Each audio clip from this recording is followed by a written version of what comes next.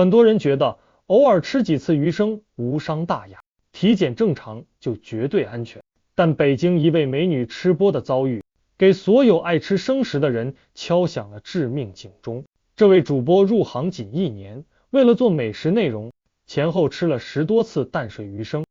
日常体检、血检、便检全部正常，本以为身体毫无问题，最终却被确诊肝吸虫感染。8月19日，北京一女主播自曝确诊肝吸虫，经过与医生沟通，这位女主播初步推测，可能是最近几次吃的鱼生出了问题。回顾自己吃鱼生的经历，这位美女主播说，自己从去年6月份进入吃播赛道以来，到现在为止，一共吃过大概10几次鱼生。据了解，这位女主播平时身体没有明显不适，无腹痛、乏力、黄疸等症状，正是因为吃播流量，这位主播才多次频繁尝试鱼生。作为专业吃播，她也很在意自己的身体健康，经常会去医院检查自己的身体指标。在不少人看来，只要体检指标正常，就不会感染寄生虫。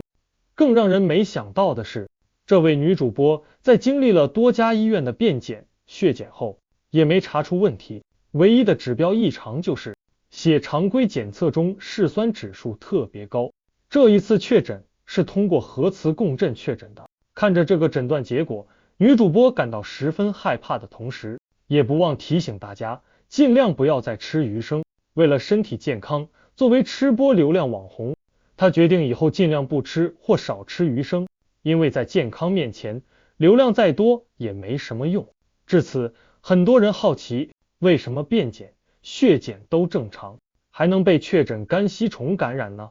根据医学解释，肝吸虫感染早期，常规检查根本查不出来。肝吸虫进入人体后，需要3到4个月才能发育成熟，产出虫卵。在感染初期，虫体处于迁移发育期，数量极少，无虫卵排出，此时做大便虫卵检测，大概率会出现阴性结果。而常规血检的局限性同样很大，普通血常规无法精准筛查肝吸虫，只有针对性的寄生虫抗体检测、嗜酸性粒细胞专项筛查才能发现异常。日常体检的普通血检极易遗漏病灶，但很多人存在一个致命的认知误区，总觉得少吃几次鱼生不会有事，